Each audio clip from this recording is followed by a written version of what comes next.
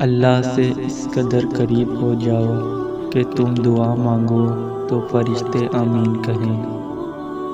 اللہ سے دل سے مانگ کر دیکھو، وہ اتنا بڑا کریم ہے، آپ کے سوچنے سے پہلے عطا کرے گا، وہ کسی کو بھی مایوس نہیں کرتا۔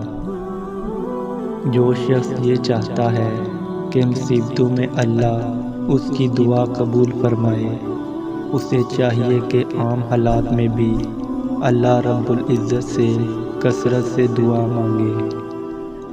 اور جانتے ہو دعا کیا ہے؟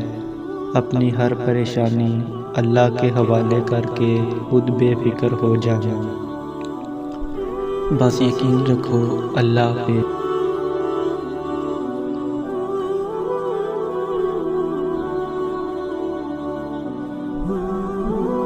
اے اللہ، تیرے بندے جس جس بیماری اور تکلیف میں مبتلا ہیں، ان سب کو نجات عطا فرما۔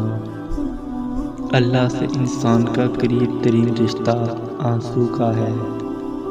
یا اللہ، ہم پر ایسا بوجھ نہ ڈال جیسا تو نے ہم سے پہلے لوگوں پر ڈالا تھا۔ نصیب بے شک اللہ کے ہاتھ میں ہے، مگر دعاؤں کا اختیار اس نے ہمیں دیا ہے، اور دعائیں ہی تو ہیں جو تقدیر بدلنے کی طاقت رکھتی ہیں۔ اے اللہ، مجھ پہ بس اتنا کرم رکھنا کہ میں کبھی بے بسی کی انتہا پہ نہ پہنچوں۔